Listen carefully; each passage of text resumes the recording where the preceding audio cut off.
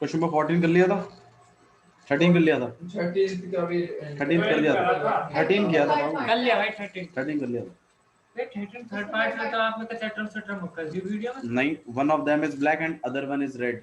तो 4 इवेंट्स बनाए नहीं थे पर आपने गलत कैसे हुआ? देखिए, one of them is black and other is red, ये था आपके पास क्वेश्चन। क्वेश्चन नंबर 13 बोला था एक दो बॉल्स ड्रॉ की गई हैं विद रिप्लेसमेंट। एक बैग है आपके पास जिसमें 10 ब्लैक हैं और 10 तो ब्लैक हो गई थी, है ना, और 8 कितनी हो गई थी, रेड, और इसमें से 2 बॉल निकाली गई थी, याद है।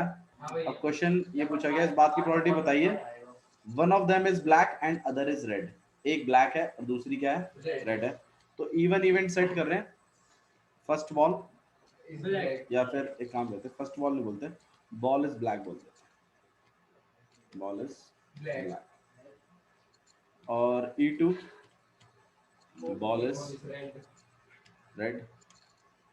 अब हमें प्रोबेबिलिटी बतानी है, one of them is black, one of them is black की एंड अदर इज रेड।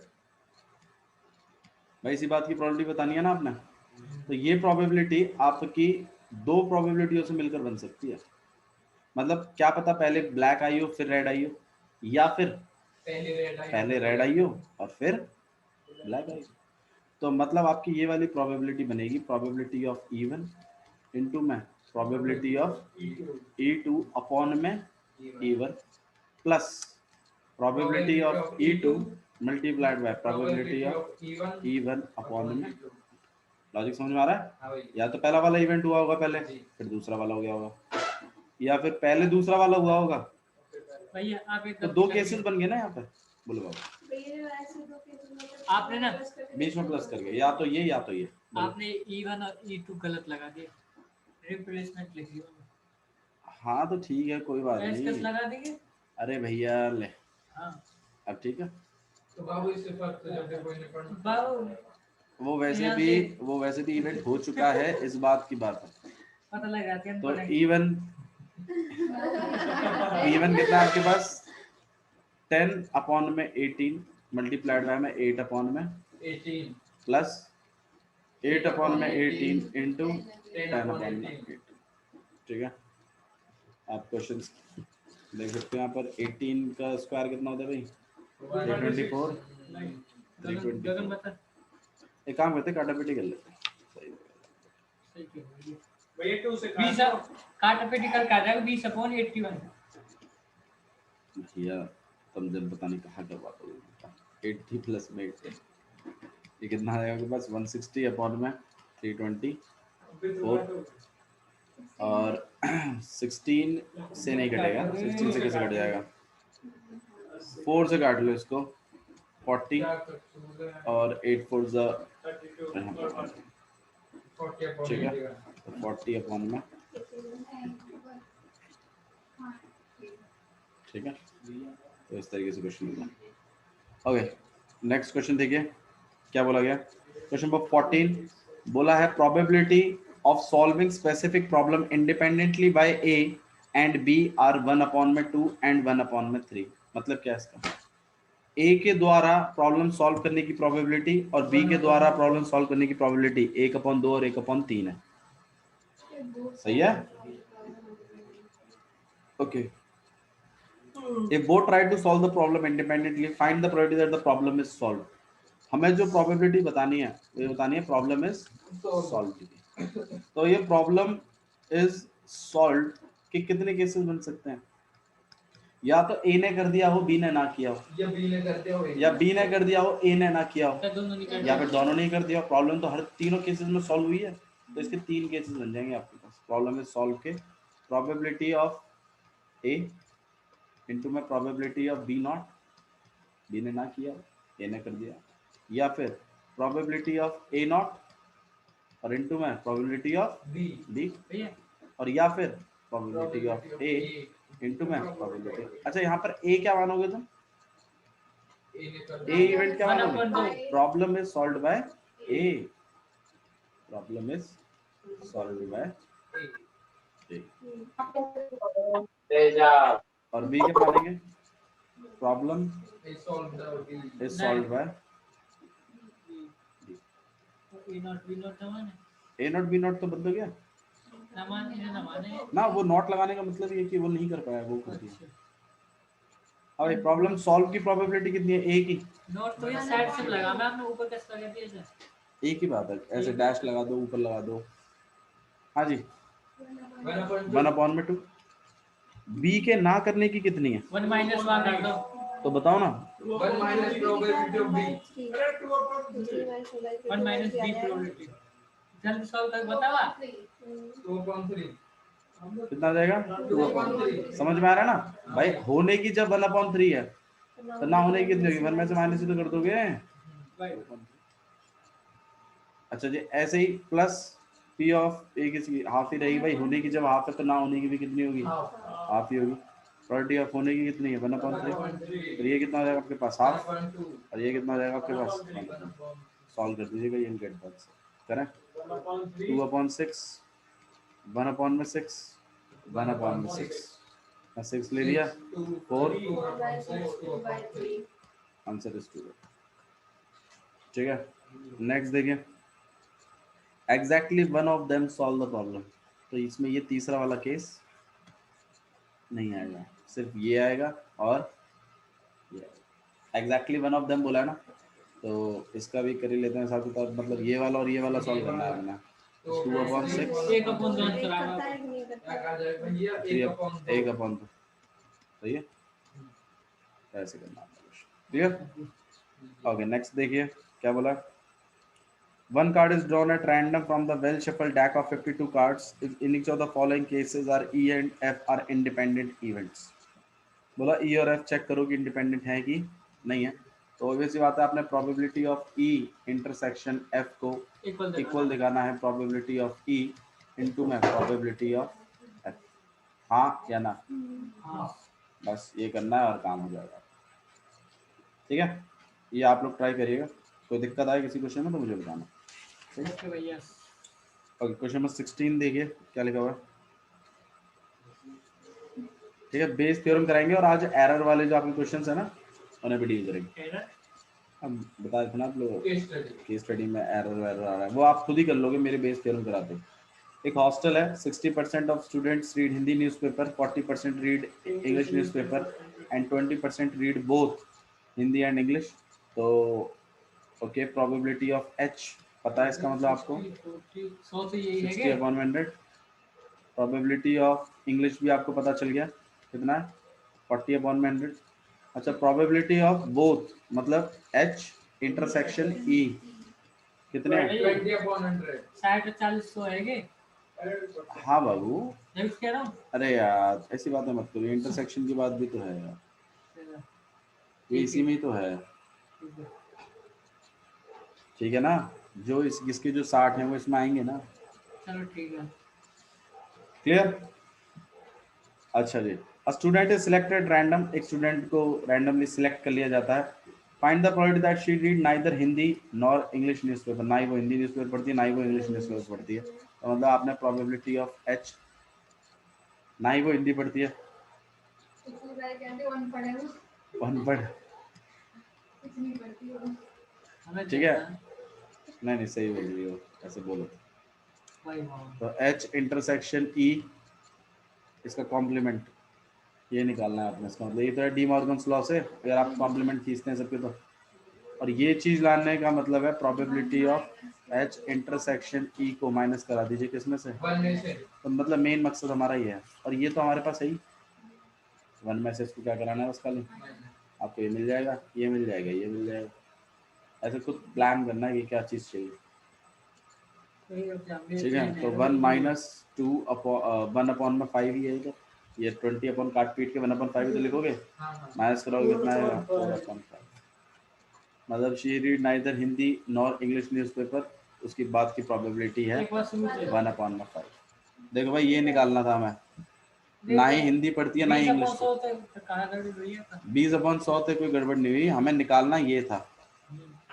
अब ये निकालने के लिए ये निकालना पड़ेगा, मैं डी मॉर्गन्स लॉ के तहत से। अब इसको निकालने के लिए आपको 1 में से माइनस करानी पड़ेगी, तो इसकी प्रोबेबिलिटी तो है ही आपके पास, 1 में से इसको माइनस करा दिया, 4/5 तो आ गई इसकी। ठीक है, नेक्स्ट देखिएगा, she read Hindi newspaper, if she read Hindi newspaper, अगर वो हिंदी न्यूज़पेपर पढ़ती है तो इस बात की प्रोबेबिलिटी बताइए that she read English newspaper. कौन सा क्वेश्चन है?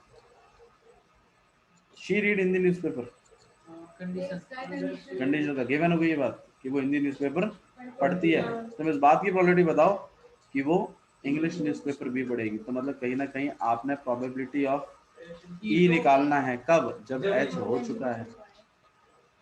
तो मतलब इस चीज को करने के लिए क्या करते थे, probability of A intersection H upon में प्रोबेबिलिटी ऑफ पीएच गिवन है, ई इंटरसेक्शन एच तो पता ही है, सब गिवन है, 20/100, 60/100, प्रोबेबिलिटी ऑफ एच भी पता है, 1/3 आंसर आ गया। 100 से 100, ये 0 0, यहाँ पर 1/3, कितना बैठेगा आंसर? किसी को दिक्कत है तो बताइए। पक्का?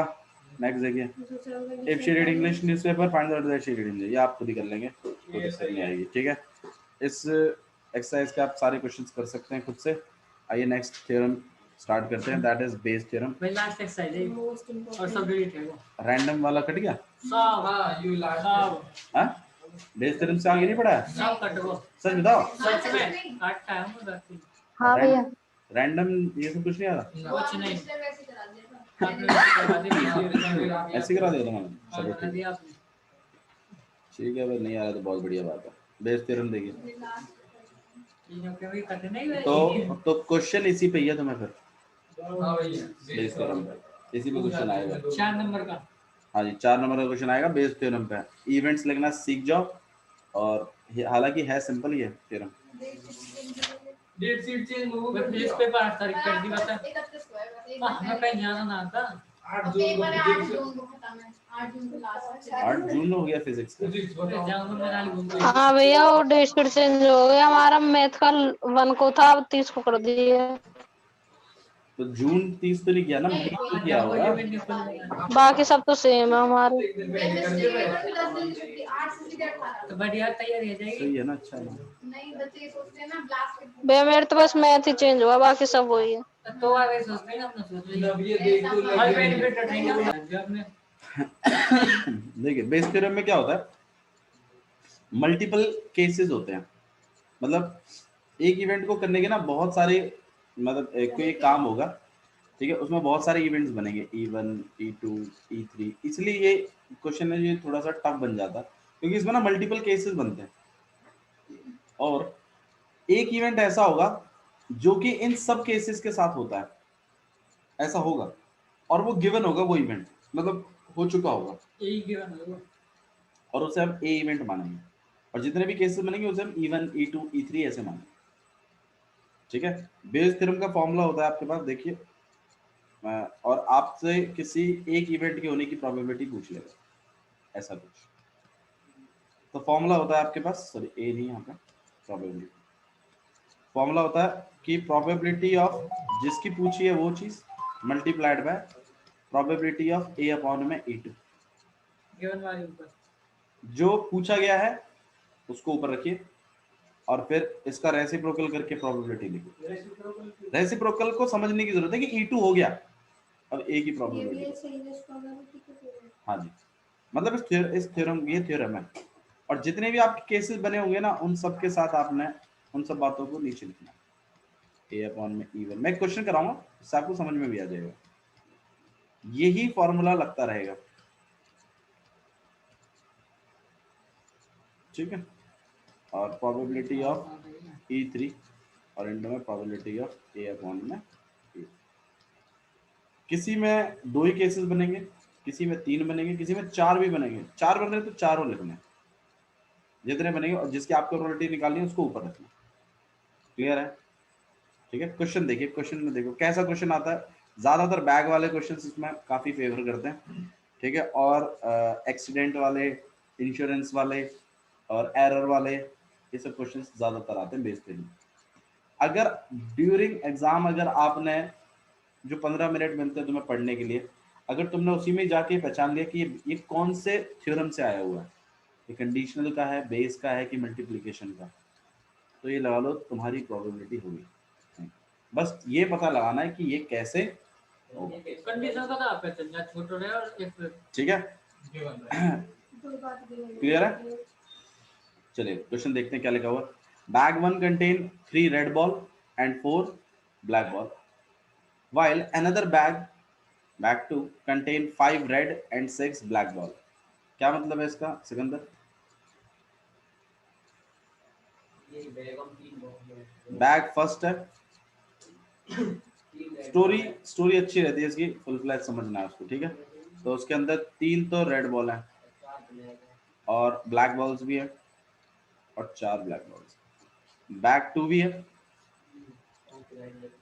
उसमें आपके पास रेड बॉल्स जो है वो 5 है और जो ब्लैक बॉल्स है 6 वो 6। अब हमें जो प्रोबेबिलिटी देखिए आगे क्या लिखा है, 1 ball is drawn at random from one of the bag. मतलब क्या?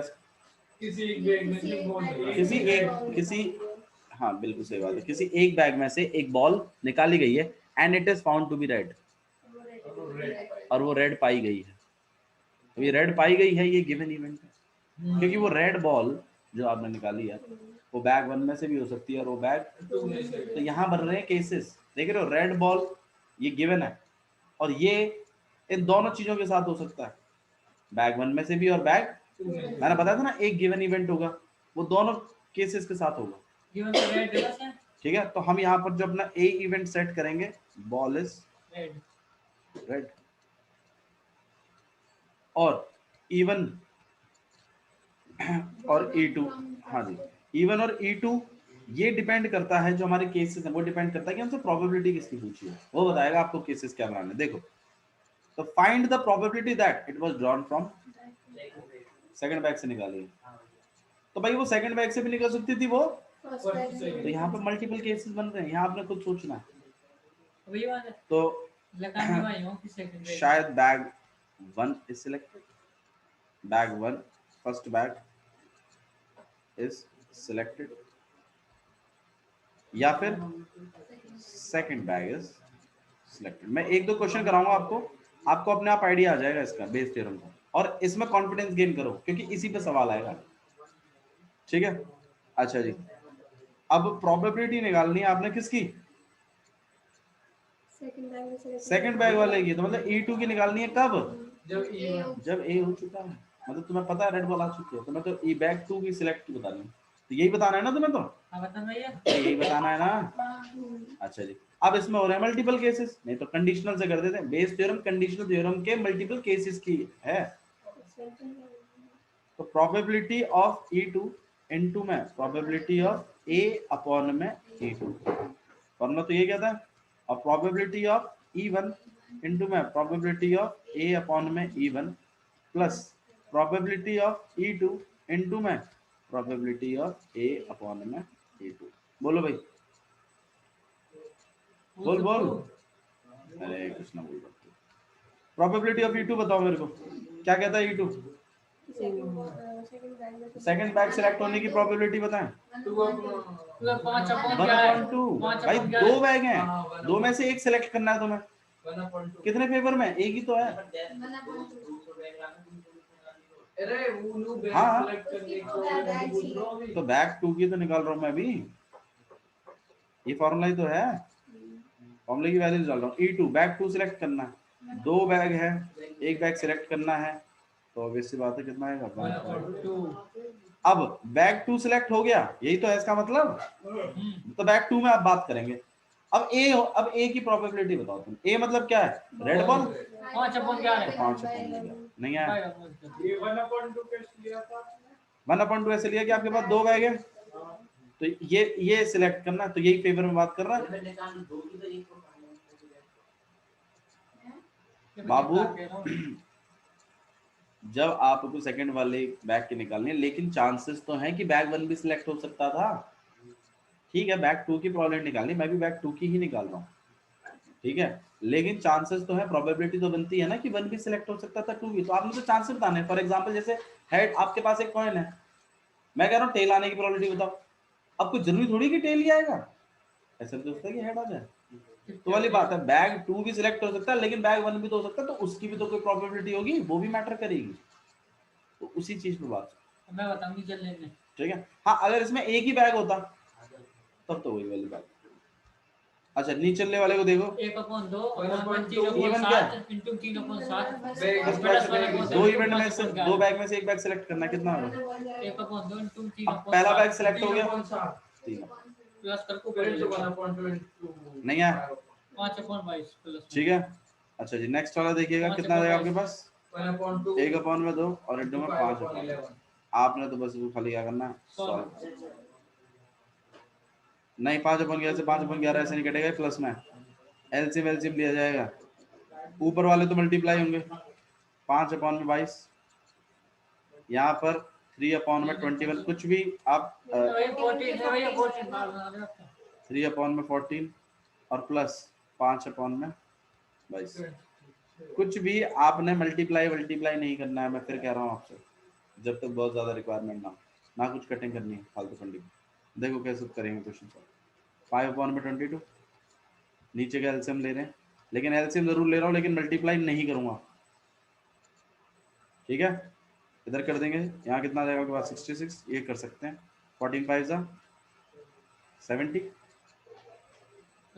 सही कर रहे हो भाई, चलो तो इसको घुमा देंगे तो कितना हो जाएगा, ये 5/22 इंटू में 14 इंटू में 22 अपॉन में प्लस कर लीजिए, कितना हो जाएगा आपके पास 136, 22 से 22 कट गया, ठीक है। 2 से काट लेते हैं 7, 2 से काट लेते हैं आपके पास 68, बाकी तो और कुछ कट ही नहीं रहा। 7 5 35 अपॉन में 68, दिस इज द आंसर। एक क्वेश्चन हमें बताओ, आया समझ में? ठीक है एक क्वेश्चन वो बताओ तुम। चलिए क्वेश्चन करेंगे आप लोग। बिल्कुल भैया। अच्छा जी एक क्वेश्चन करने से पहले देखिए एक टाइप और बताता हूँ आपको, ठीक है, जो हमसे पूछा गया था हमारे टाइम में, वो करा देता हूँ, ठीक है। तो एक फैक्ट्री है जिसके अंदर बोल्ट्स हैं, जो कि बोल्ट मैन्युफैक्चर कर रही है। ABC मशीन्स लगी हुई हैं उसके अंदर। जो मशीन A है वो 25% का आउटपुट देती है, मतलब 25%, वो 35, और जो लास्ट वाली है वो 40% का देती है।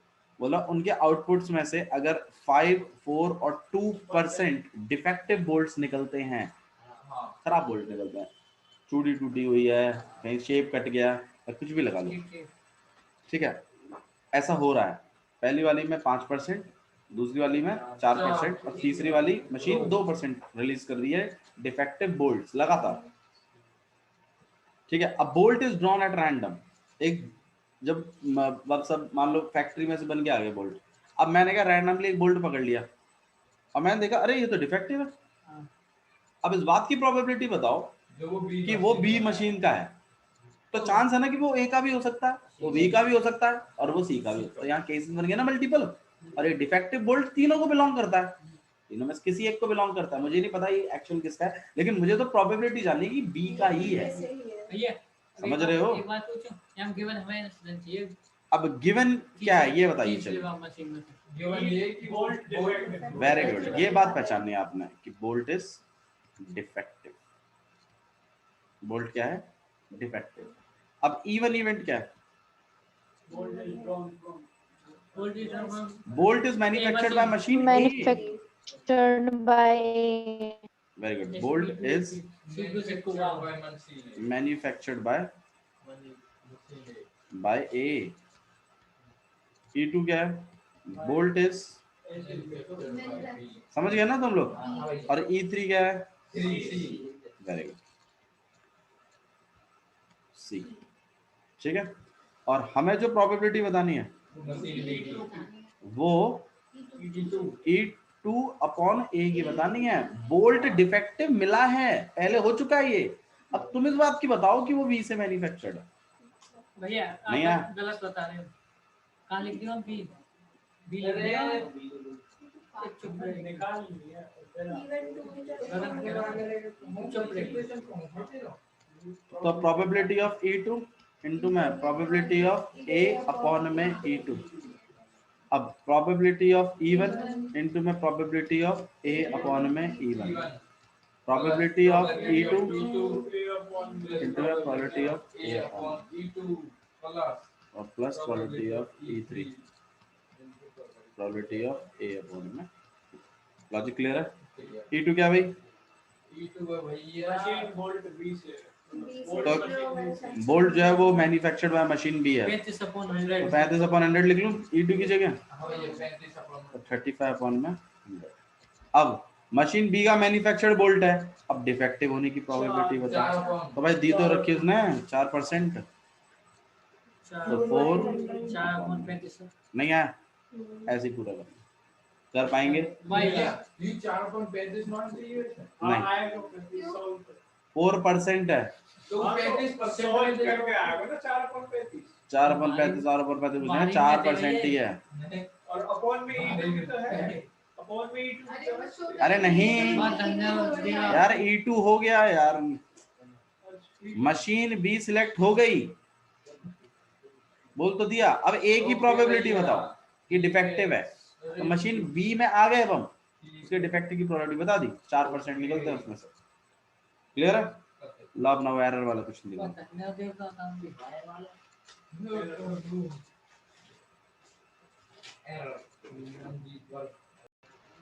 देखिए क्वेश्चन में क्या लिखा हुआ है, इन अ स्कूल। मैं पूछा, हाँ जी चलो बताओ। एक स्कूल के अंदर एक टीचर ने क्वेश्चन पूछे, फिर 3 स्टूडेंट रवि, मोहित, सोनिया थे। वेरी गुड, रवि, मोहित और सोनिया से क्वेश्चन पूछे गए हैं। बताओ जिन क्वेश्चन सॉल्व करें रवि, मोहित, सोनिया के द्वारा 30%, 25, 35। Probability of solving the question by Ravi, Mohit and Sonia, मतलब रवि हमारे पास नहीं सुनो, रवि क्वेश्चन सॉल्व कर देगा 30% प्रोबेबिलिटी है, मोहित कर देगा 25% है, सोनिया कर देगी 45% है। ओके आगे, एरर आए रवि, मोहित, सोनिया के लेकिन द्वारा हमसे गलतियां हो जाएंगी। उसकी प्रोबेबिलिटी है।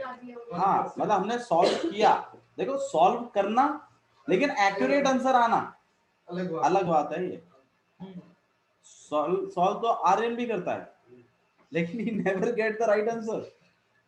ठीक है, तो मतलब error is always present for Aryan, और अगर आप सॉल्व भी नहीं कर पाए तो एरर की तो गुंजाइश ही नहीं बनती फिर वहां पर। ठीक है, अच्छा जी, मतलब सॉल्व करने की प्रोबेबिलिटीज हैं 30%, 25% एंड 45%, और whereas making an error की जो वो है 1%, 1.2% और भैया एरर वो है जो गलती है का वो जो काइन बताया सॉल्व किया पर पर गलत हो गया पर जान करो ना वो एरर ना काउंट करो ना। हाँ नहीं, अब देखिए कंडीशनल प्रोबेबिलिटी निकालिए that an error is committed in solving the question given that question is solved by. Committed मतलब बताओ। कंडीशनल प्रोबेबिलिटी निकालिए कि एरर कमिट हुआ है, इस बात की प्रोबेबिलिटी निकालनी है तुम्हें। और जबकि ये दिया हुआ है कि वो किसने किया है, सोनिया ने। इसमें क्वेश्चन, ये तो केस स्टडी है, यहाँ पे बहुत सारी चीजें बनेंगी, E अपॉन ए अपॉन ई व्हाटएवर। ठीक है, लेकिन हमें क्वेश्चंस इसमें 4-5 पूछे गए हैं, तो एक क्वेश्चन कंडीशनल से पूछ लेगा, एक मल्टीप्लिकेशन से पूछ लेगा, एक बेस थ्योरम पे डाल देगा, ऐसे क्वेश्चन आएंगे केस स्टडी। क्वेश्चन समझ में आ रहा है? ठीक है, तो कंडीशनल प्रोबेबिलिटी बताइए कि एरर तो कमिट हुआ है, तो मतलब ये कंडीशनल प्रोबेबिलिटी वाला क्वेश्चन है ना। कंडीशनल प्रोबेबिलिटी वाले में क्या होता था, एक इवेंट होता था और एक गिवन रहता था, तो गिवन क्या है इसमें, गिवन सोनिया ने 25%, 35% है। वेरी गुड, कि वो क्वेश्चन सोनिया ने सॉल्व किया है। ये देखे ना, given that question is solved by Sonia, मुझे तो एरर बताना है। अरे मुझे तो एरर, ये उसके सॉल्व करने में एरर आ गया, तो ए इवेंट होगा एरर। एक सेकंड बोलो ना मान भैया, एरर लिखा तो गिवन तो एरर हमें, error is committed, error is committed, ये चीज है। हाँ हाँ हाँ हाँ, सोनिया ने किया है, वो वाला एरर बताना है मुझे। रेस्पेक्टली से लिख रहे हैं सोनिया 2% करो। भैया वो नोवाई अरे हाँ, चांस है एग्जाम में 8-0 देखिएगा तू चुप रह देसा। देखिए, बी इवेंट क्या है? क्वेश्चन भैया सोनिया का चलिए देखिए, और बी इवेंट क्या हो जाएगा आपके पास? Sonia solve the question.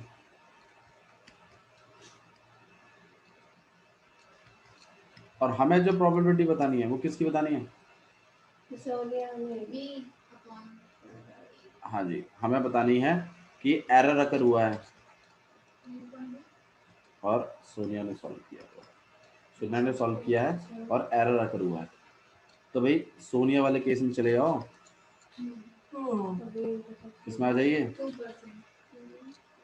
Sonia वाले केस में आ जाओ। कह तो रही है बात, 2% है तो कितना हो जाएगा यहाँ पे? 2 अपॉन में कितना हो जाएगा? भैया यही चीजें मैं समझा रहा था मैं। अरे समझा तो रहा था, मैं क्वेश्चन का मतलब बता रहा हूँ, अच्छा ठीक है। बाकी आप इस पे और क्वेश्चन जब करोगे ना तो और क्लियर हो जाएगा, ठीक है। अरे भैया बैठ जा, 3 पार्ट बच गए, चुप बैठ जा। अगर